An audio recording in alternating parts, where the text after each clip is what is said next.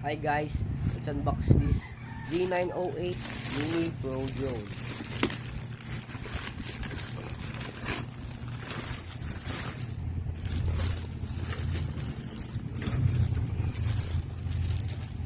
So yan na ang drone. Malapit na makita sa camera. So that's the box. Malaki yung box niya eh. And so let's open it.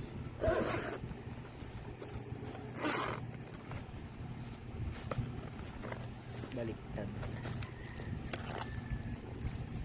So yan na nga ang DJI Clone Z908 Mini 3 Pro. So di naman talaga siya DJI. Hindi ko alam ba't nakalagay yan dun sa box niya. So yan yung drone. Meron siyang extra propellers. Mamaya papakita ko. So review muna natin tong kanyang remote. Yan. So may mga buttons dyan, aralin natin mamaya. And kailangan niya ng tatlong AA batteries. Yung maliit lang, yung payat. So yan na ang ating controller. And the lithium battery. Isama ang phone.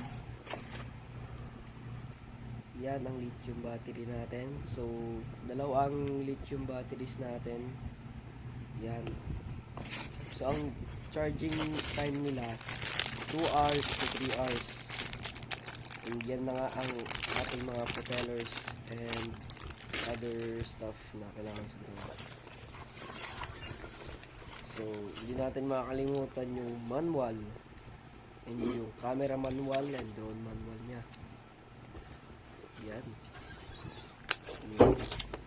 So i-scan nyo lang dyan sa QR code yung app na pagkakalitan ng drone.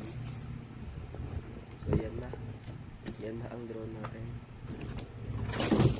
So baka mamaya ipapakita ko sa inyo na ang lipad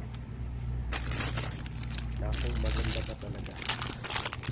So mamaya na yun, open muna natin to yung other stuff. So, meron siyang laman dyan, charger, yan, and more stuff. So yung mga nagkalat na yun yung propeller guards, yan, 4 yan lahat.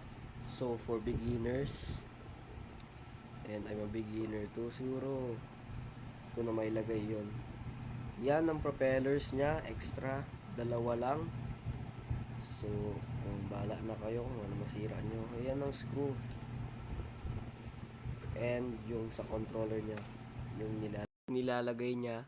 So yan, ilagay na natin yung joystick nya, kadugtog ng joystick. Yan, ganun lang kadali. Ibabaon mo lang dyan. Yan. So goods na.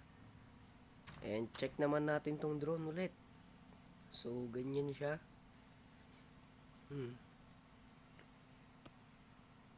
Yan. Medyo pause. So open natin yan. Maya kasi ang hirap mag vlog ng isang kamay. And yan ulit yung lithium battery nya. So napakita na yan. Balik natin. So open natin yan. Wait lang, ikakat ko muna. And yan na nga yung drone pag nakabuka. Malaki siya. Yan. Yun no. So iti-testing natin to mamaya. Kasi hindi pa full charge yung isa niyang battery. So yun yung gagamitin natin. So ito yung comparison ng drone kong luma kaysa dyan sa Z908 Pro drone. So yan yung ganyan na lang siya kalaki sa palad ko. Yan naman yung box ulit. So ganyan kalaki yung box. Mas malaki pa rin yung drone pero kaya na rin. So yan nga siya, naro-rotate yung camera nya up and down. So yun na nga, yan ang ating Mini Pro drone Z908. So papaliparin na natin siya. Bye. So yan na nga ang ating drone pag sa indoors. So minute ko lang kasi masyadong malakas. May ilaw nga pala yan, harap at baba. So medyo magulo ang video kasi iisa ko lang yan at medyo mahirap din. Testing natin yan sa labas mamaya. Hello guys, dito na tayo sa labas.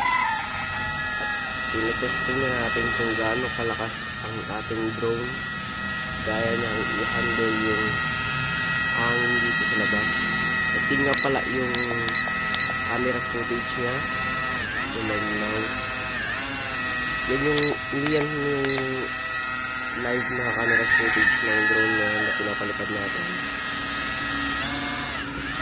So, yan yung mas na video natin. So malinaw naman and medyo maalog lang.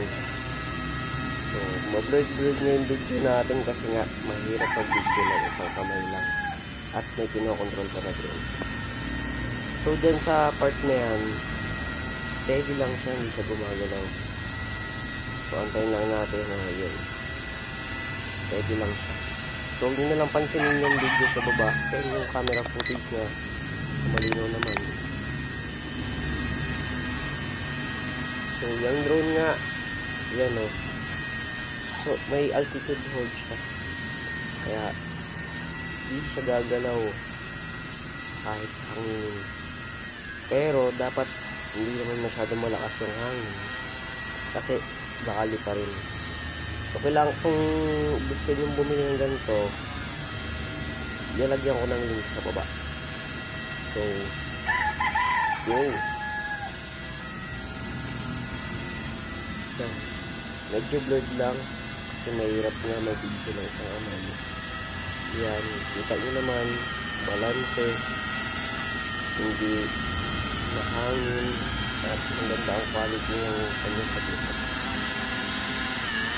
So itong drone na to ay may obstacle avoidance and altitude hold. So naro-rotate din yung kanyang camera. Kita natin sa iyo mamaya.